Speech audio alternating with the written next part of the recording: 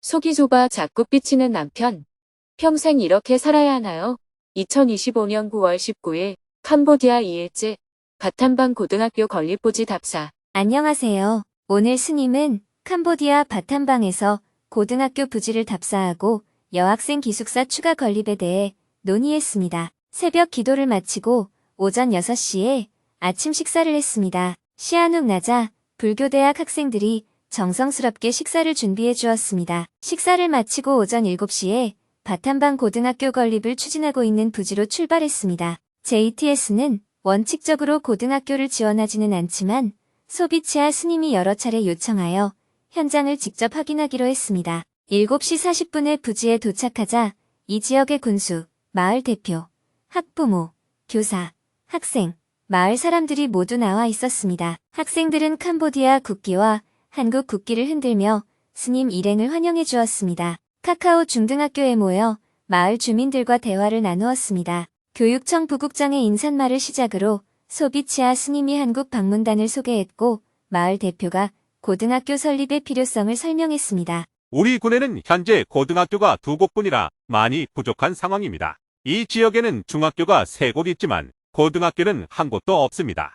가장 가까운 읍내까지는 10km가 넘는데 자취를 하기에는 비용 부담이 크고 통학을 하기에는 교통편이 많지 않습니다. 자전거로 다니기에는 교통사고의 위험이 높습니다. 이러한 이유로 많은 학생들이 고등학교 진학을 포기하고 있고 특히 여학생들은 거의 고등학교에 가지 못하는 현실입니다. 그래서 이 지역 중학교 부지에 고등학교를 설립하고자 합니다. 그러나 교육청에서는 예산이 없어 학교를 신설할 수 없다고 합니다. 마을 주민들이 모금을 통해 일부 비용을 부담할 의향이 있으니 고등학교 설립이 가능하도록 지원해 주시기를 간곡히 부탁드립니다. 마지막으로 소비치아 스님이 법륜 스님에게 한 말씀을 요청했습니다. 저는 한국에서 왔습니다. 한국도 캄보디아와 마찬가지로 절에 돈이 들어오면 스님들이 주로 절을 짓습니다. 그런데 부처님의 가르침인 경전에 보면 어려운 사람을 돕는 것이 절 짓는 것보다 더 큰 불사라고 되어 있습니다. 그래서 저희는 절을 짓는 대신 그 돈을 모아 배고픈 사람에게 밥을 먹이고 병든 사람을 치료하며 초등학교도 다니지 못하는 아이들이 공부할 수 있도록 돕는 3가지 일에 집중해 왔습니다. 그렇기 때문에 만약 이 지역에 초등학교조차 없었다면 JTS 사업의 대상이 됩니다. 또 홍수나 지진처럼 큰 피해가 발생했을 때도 긴급 지원을 합니다. 아주 외진 지역이나 분쟁 지역 혹은 장애 아동을 위한 학교가 전혀 없는 경우 등 국가 시스템이 닿지 않는 곳에서도 학교를 짓고 있습니다. 아마 그래서 소비치아 스님이 저희에게 지원 요청을 하신 것 같은데 죄송하지만 고등학교는 저희 사업 대상이 아닙니다. 그런데 왜 교육부에서는 이곳에 고등학교를 지어주지 않나요? 정부 예산이 부족합니다. JTS에서는 20년 전 캄보디아 북동부 라타나키리주에 초등학교를 10개 가까이 지은 경험이 있습니다. 그러나 이제는 캄보디아 정부가 일정 수준의 경제력을 갖추었기 때문에 고등학교 정도는 정부에서 짓는 것이 마땅하다고 생각합니다. 하지만 JTS와 함께 협력해서 짓는 방식은 고려해 볼 수 있습니다. 예를 들어 정부와 교육부에서 예산을 책정하기 어렵다면 지방정부와 마을에서 일부를 부담하고 나머지를 JTS에서 지원하는 방식도 가능합니다. JTS가 필리핀에서 장애인 학교를 지을 때는 지방정부가 전체 예산의 30%를 부담하고 JTS가 자재비를 지원해서 함께 지은 적도 있습니다. 스님의 말씀에 이어 정부, 마을, JTS가 각각 일정 부분을 분담하는 방향으로 논의를 한 후 대화를 마쳤습니다. 대화를 마치고 밖으로 나와 다 함께 기념사진을 찍었습니다. 부지를 보고 돌아오는 길에 소비치아 스님이 돕고 있는 또 다른 초등학교를 잠시 방문했습니다. 20년 전 여행을 온 미국인 부부가 처음 이곳에 학교를 세웠는데 당시 통역을 맡았던 소비치아 스님이 지금까지 자원봉사로 학교 확장에 힘쓰고 있었습니다. 10시 40분에 다시 시한욱 나자 불교대학으로 돌아와서 소비치아 스님과 여학생 기숙사 건립과 고등학교 설립에 대해 논의했습니다. 기숙사는 한 동으로는 부족하니 2동을 짓는 방향으로 계획을 세우고 소비치아 스님이 각각 예산을 세워 제출하기로 했습니다. 고등학교는 정부와 주민이 일정 부분을 분담할 경우 JTS가 나머지를 지원하는 방식으로 추진해보기로 했습니다. 스님이 한국에 돌아가면 JTS 이사회에서 최종 결정을 하기로 하고 회의를 마쳤습니다. 11시 30분에는 점심 식사를 했습니다. 이번에도 불교대학 학생들이 정성껏 식사를 준비했습니다. 식사 준비를 해준 학생 중 한 명은 곧 아이넵 여성활동가 견학 프로그램으로 정토회를 방문할 예정이라고 했습니다. 스님은 영어로 말하는 그 학생에게 영문으로 번역한 스님의 저서를 선물했습니다. 또 다른 학생도 정토회를 견학할 예정인데 선천적인 피부 질환이 있어서 한국에 오면 피부과 진료를 받아볼 수 있게 도와주기로 했습니다. 식사를 마친 뒤 스님은 소비치아 스님에게 기숙사 부지 마련에 보태라며 보시금을 전했습니다. 기숙사 부지는 학교 측에서 구입하고 건물은 JTS에서 짓기로 했는데 아직 부지 대금을 전액 지불하지 못하고 계약금만 낸 상태라고 했기 때문입니다. 스님은 이곳의 스님들이 모두 바쁠 테니 예정보다 일찍 출발하겠다고 했습니다. 소비치아 스님이 배웅하겠다고 나섰지만 스님은 여러 차례 만류했습니다. 스님이 웃으며 영어로 말했습니다. I don't like you. Don't come. 저는 당신을 안 좋아해요. 오지 마세요. The more you don't like me, the more I want to come. 스님이 저를 싫어하실수록 저는 더욱 가고 싶습니다. 함께 있던 사람들이 모두 웃음을 터뜨렸습니다. 결국 소비치아 스님은 오늘이 휴일이라 괜찮다며 시엠립 공항까지 동행했습니다. 출발 직전 아이넵 견학 프로그램으로 정토회를 방문했던 스님들이 찾아와 인사를 했습니다. 스님은 영문으로 번역한 스님의 저서를 선물하고 함께 기념사진을 찍었습니다. 오후 12시 30분에 바탐방을 출발해 차로 4시간을 달려 오후 4시 30분에 시엠립 공항에 도착했습니다. 소비치아 스님을 비롯한 여러 스님들과 작별 인사를 나누었습니다. 학생들에게 이렇게 전해주세요. 기숙사를 깨끗하고 유용하게 잘 사용하고 있어서 기숙사를 더 짓기로 했다고요.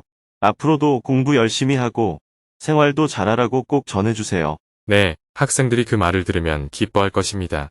짧은 일정이었지만 바탐방에 머무는 동안 불교대학의 스님들과 학생들이 극진히 대접을 해주었습니다. 고마운 마음을 전하고 공항으로 들어가 출국 수속을 밟았습니다. 스님 일행은 비행기를 타고 저녁 7시 25분에 시엠립 공항을 출발하여 8시 55분에 방콕 수완나품 공항에 도착했습니다. 공항에는 정토회 회원 황소연님 부부가 마중을 나와 숙소까지 운전을 해주었습니다. 밤 10시가 되어 숙소에 도착한 후 하루 일정을 마무리했습니다. 내일은 태국의 소수 민족이 사는 난 지역을 답사할 예정입니다. 오늘은 법문이 없었기 때문에 지난 11일 독일 뒤셀도르프에서 열린 증문즉설 강연에서 스님과 질문자가 나눈 대화 내용을 소개하며 글을 마칩니다. 속이 좁아 자꾸 삐치는 남편.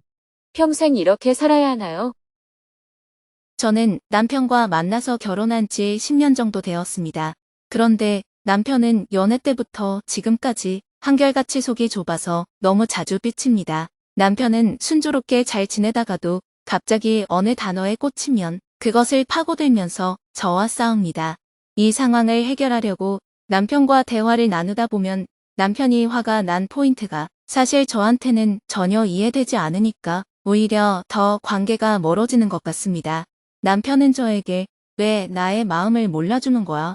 라고 말하고 저는 나는 그게 정말 이해가 되지 않아? 하면서 자꾸 부딪히게 됩니다. 제 고민은 남편과 만난 지 10년이 지났고 아이도 둘이나 키우고 있음에도 불구하고 이런 다툼이 너무 잦다는 겁니다. 아이를 키우는 것보다 신랑을 다루는 게 더 어렵게 느껴지기까지 합니다. 그래서 제 나름대로 남편의 입장과 성향 파악을 해보기도 했지만 앞으로도 계속 이렇게 살아야 한다고 생각하면 막막합니다. 그냥 저 사람은 저렇게 태어났구나 하고 받아들이고 살아야 하는 건지 아니면 제가 조금 다른 관점으로 남편을 바라봐야 하는 건지 고민이 됩니다. 한 집에서 같은 부모 밑에서 자란 형제들도 성격이 다 다릅니다. 하물며 다른 집에서 다른 부모를 두고 자란 사람 사이는 많이 다르다고 생각해야 합니다. 결혼할 때도 마찬가지로 상대는 나와 많이 다르다는 관점에 서 있어야 합니다. 일반적으로 우리는 나와 관계 맺지 않은 타인에 대해서는 나와 다를 것이라고 어느 정도 염두에 두고 있습니다. 그래서 상대의 행동을 문제 삼지 않을 수 있는 거예요. 그러나 수많은 사람 중에 어떻게 그 사람을 만나 연애나 결혼을 하게 되었는지를 살펴보면 대화를 나누는 중에 고향이나 취미, 믿음, 사상이 나와 같다는 걸 발견했음을 알 수 있습니다. 등산, 농구, 그림, 음악 같은 취미를 비롯하여 뭐든지 한 가지라도 나와 같은 점이 발견되면 그때부터 약간 친밀해지는 거예요. 그렇게 해서 친구도 되고 연애도 하고 결혼도 하게 되는 겁니다. 그런데 인간의 정신작용은 같은 것이 반복되면 효율성을 위해서 자동화시키는 성질이 있습니다. 한 번, 두 번, 세 번 이렇게 반복을 하면 나중에는 의도하지 않아도 저절로 그렇게 되도록 자동화됩니다. 그래서 숙련공이라는 말이 나오게 된 거예요. 같은 일을 반복하여 익숙해지면 나중에는 무의식적으로 저절로 되는 거죠. 성질이나 습관도 반복 행동을 통해 자동화된 하나의 상태를 일컫는 말입니다.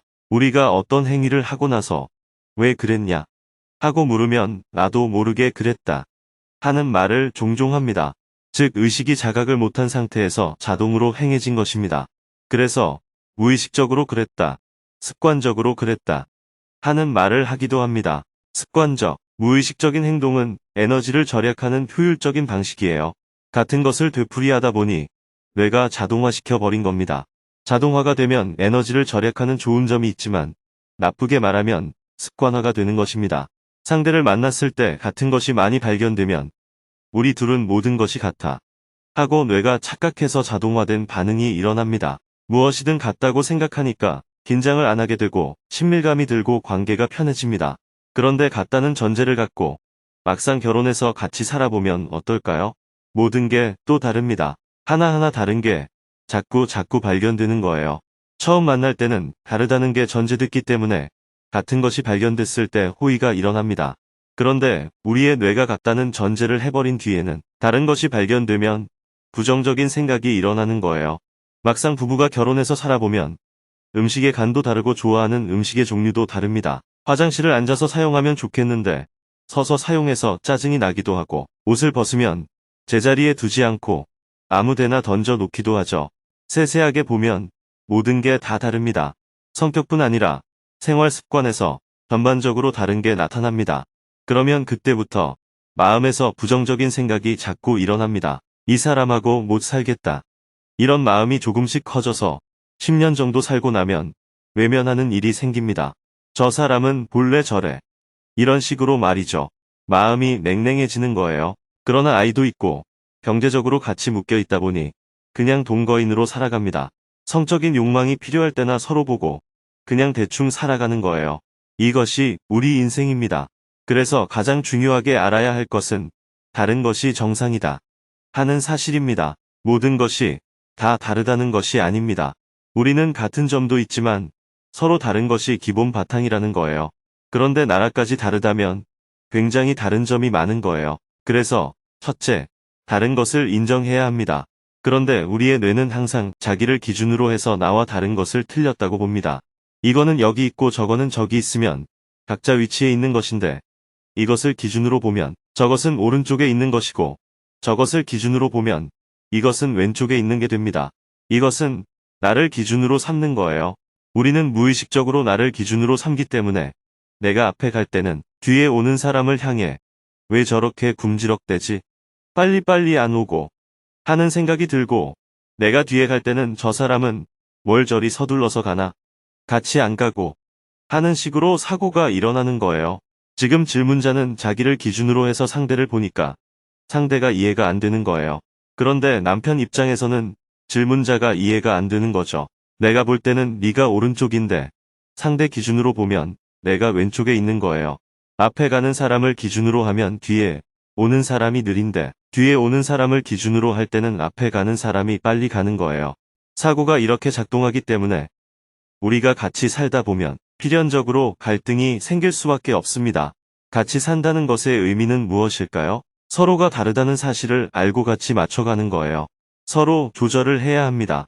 방 안의 온도를 예로 들어보면 나는 더워서 에어컨을 23도에 맞추고 싶은데 상대는 춥다고 27도에 맞춘다고 합시다. 그러면 너는 뭘 먹었길래 몸에 열이 그렇게 많이 나냐? 또는 너는 몸이 아프냐? 왜 그렇게 추위를 타냐? 이렇게 대화를 시작합니다. 먼저 자기를 기준으로 해서 대화를 나누는 거죠. 이렇게 세세한 것부터 자기 입장을 이야기하고 서로 조정을 해야 합니다. 같이 산다는 것은 서로 맞추는 과정이고 서로를 이해하는 과정입니다. 에어컨 온도를 23도로 맞추느냐, 27도로 맞추느냐로 이견이 생겼을 때는 어떻게 조정해야 할까요? 첫째, 제일 쉬운 방법은 상대한테 맞추는 거예요. 23도의 온도를 맞추고 나는 외투를 꺼내 입는다거나 27도의 온도를 맞추고 나는 옷을 좀 가볍게 입는 거예요. 이렇게 상대에게 맞추면 제일 쉬워요. 왜냐하면 나만 바꾸면 되기 때문입니다. 둘째, 나한테 맞추는 겁니다. 그런데 나한테 맞추는 게 제일 어려운 방법입니다.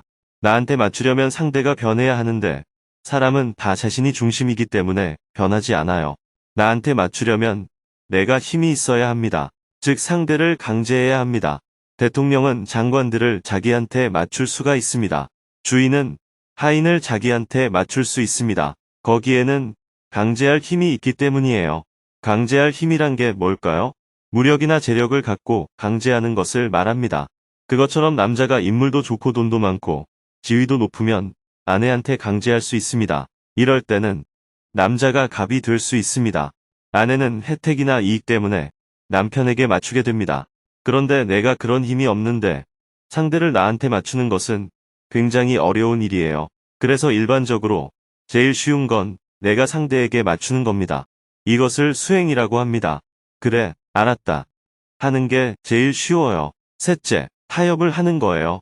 중간인 25도로 하자고 해서 너는 옷 하나 벗고 나는 옷 하나 입는 것으로 타협하는 겁니다. 이 세 가지가 다 안 된다면, 즉 내가 강제할 힘도 없고 내가 상대한테 맞출 수행력도 안 되고 타협도 못 끌어낸다면 넷째, 각 방을 쓰는 방법이 있어요. 상대는 방 온도를 23도로 해놓고 나는 27도로 해놓고 각자 따로 일상생활을 하고 대화할 때나 볼 일이 있을 때만 잠시 같이 생활하는 겁니다. 그러려면 돈이 많이 드는 것을 고려해야 합니다. 방 하나만 사용하면 되는데 각자 온도가 안 맞으니까 방을 2개 써야 해서 그만큼 재정 지출이 늘어나는 것을 감수해야 합니다. 이런 여러 가지 방법이 있습니다. 그것처럼 질문자도 남편과의 관계에서 선택을 해야 합니다. 제일 쉬운 길은 남편한테 맞추는 거예요. 남편이 어떤 일에 잘 삐치고 어떤 일에 화를 잘 내는지를 알아야 합니다. 남편 목소리가 커지고 정신없이 화를 내는 상황이 되면 누가 옳든 그르든 대화를 멈추고 남편을 안아준다든가 하는 방법을 고안해낼 수가 있겠죠. 지혜를 발휘해야 합니다. 그런 상황에서는 대화를 시도해봐도 남편의 뚜껑이 이미 열려버려서 갈등밖에 안 되니까요.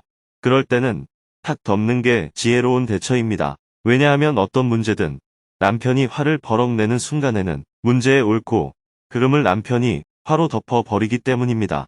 물론 질문자는 억울하죠.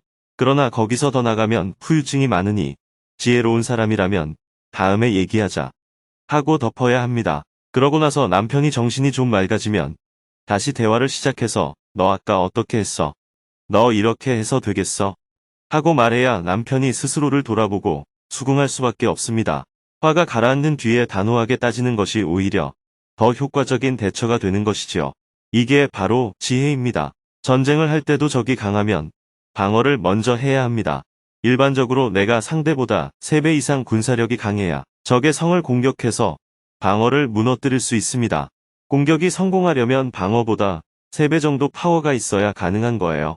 그렇지 않다면 적을 유인해 내거나 꾀를 써야 합니다. 그런데 질문자는 지금 꾀가 없이 자기 식대로만 하려고 하니 남편이 속이 좁고 잘 삐친다면서 남편 탓만 하게 되는 거예요. 제가 직접적으로 남편한테 말한 적은 없고 그냥 저 혼자 생각한 겁니다. 혼자 생각하는 것이더라도 남편이 속이 좁고 잘 삐친다고 하는 것은 남편한테 문제가 있다는 거잖아요. 그렇게 생각하기보다는 남편을 연구해서 그가 언제 삐치고 화내고 토라지고 뽕하는지를 알아야 합니다. 음식의 조리법에도 볶아야 하는 것, 생으로 내는 것, 삶아야 하는 것이 있는 것처럼 남편의 성격을 잘 알아서 그때그때 조정을 해야 합니다. 왜 나만 맞춰야 됩니까? 이런 얘기를 하면 안 돼요. 맞추는 게 나한테 이익이니까 맞추는 겁니다.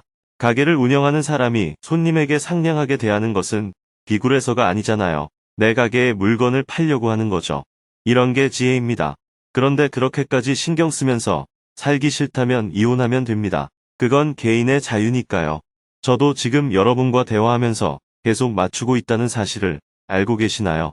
과학에 대해 질문하면 과학을 얘기하고, 인생에 대해 질문하면 인생을 얘기하고, 화를 내는 문제에 대해 질문하면 화를 다스리는 법에 대해 얘기하고, 이렇게 질문자의 관심사에 맞춰서 대화를 나누고 있습니다. 그러다가 질문자가 못 보는 것을 제가 얘기했을 때 질문자가 깨달으면 다행이고 못 깨달으면 그만인 거예요. 제가 만약 얘기하다가 화를 버럭 내면서 그것도 못 알아들어 하면 대화가 되겠어요? 상대에게 맞추고 안 맞추고는 자기 선택입니다. 여자한테만 맞추라고 하지 않습니다. 남자든 여자든 아이든 어른이든 그건 관계가 없는 거예요. 외곽의 주인만 손님한테 비위를 맞춰야 합니까? 이런 질문은 할 필요가 없습니다. 내가 물건을 팔기 위해서 손님의 비위를 맞추는 것이니까요. 그것처럼 내가 못나서가 아니라 가정의 화목을 위해서 남편의 성격이나 습관을 연구하여 적절하게 조정해야 합니다. 일단 남편의 목소리가 한번 올라가기 시작하면 결국 화를 내거나 한 달간 말을 안 하게 되는 상황이 예상이 되니까 입구에서 딱 막아야죠.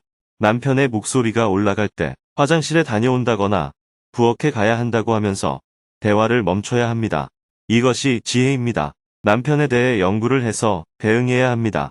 10년이나 같이 살았는데 아직도 남편에 대해 잘 모른다는 건 질문자가 게으르거나 무지하거나 둘 중에 하나 아닐까요? 어떤 사람은 칭찬해주면 좋아하고, 어떤 사람은 직설적으로 지적해주는 것을 좋아하고, 어떤 사람은 기다려주는 것을 좋아합니다. 사람마다 다 다르기 때문에 같이 살아보면서 조절해 가는 거예요. 미리 다 알아서 맞출 수는 없습니다. 상대와 안 맞추려면 결혼을 안 해야 하는 거예요. 남편이 뭘 좋아하는지 뭘 싫어하는지를 아는데 막상 그 상황이 되면 저도 화가 같이 올라오니까 그 순간에는 조절이 안 되더라고요. 우리말에 화가 나면 눈에 뵈는 게 없다는 말이 있습니다. 눈에 뵈는 게 없다는 건 어리석다는 의미예요. 욕심에 눈이 어둡다는 말이 있듯이 욕심이 나면 어리석어지는 거예요. 질문자가 어리석어서 그런 것입니다. 보통 누가 칼이나 총으로 위협을 하면 두려워하고 도망가야 하잖아요. 그런데 화가 나면 오히려 더 가까이 가서 배를 꺼내놓고 찌르라고 대듭니다. 이게 미친 증상이거든요. 모든 사람이 순간적으로 미친 증상이 나올 때가 있습니다. 화가 나면 두려움이 없어져서 나를 죽이라고 덤비잖아요. 이처럼 화가 나면 눈에 뵈는 게 없기 때문에 지혜가 그 순간에 없어지는 거예요. 이렇게 하면 손해라는 생각이 없어지는 겁니다. 손해가 나면 나는 거고 가질 거 죽으면 죽는 거지 하면서 손익도 따지지 않고 살고 죽는 것도 따지지 않는 이런 상태가 바로 화가 난 상태입니다. 그래서 부처님께서는 첫째, 욕심을 내지 마라. 둘째, 성냄을 버려라. 셋째, 어리석음을 버려라. 이렇게 말씀하셨습니다. 세 가지를 한마디로 요약하면 어리석다는 뜻입니다. 화가 나면 어리석어지고, 성질이 나면 어리석어지고, 원래 몰라서 어리석은 것을 탐진치라고 합니다. 여러분들은 평소 화를 많이 내고 사니까 그냥 일상이라고 생각하지만 화를 낸다는 건 일종의 미친 증상이기 때문에 엄청난 손해를 가져오는 행동입니다. 그래서 어떤 문제를 풀 때는 상대를 미워하지 말아야 합니다. 미워하면 화가 나잖아요. 평화적으로 문제를 풀자는 것도 다 지혜롭게 문제를 풀자는 의미입니다. 화가 나면 폭력적으로 대응할 수밖에 없습니다. 어떤 길이든 질문자가 선택해야 합니다. 지금까지도 화를 내어 가면서도 10년을 잘 살았으니까 앞으로도 잘 살긴 하겠죠. 계속 화내면서 사세요. 감사합니다. 잘 알았습니다.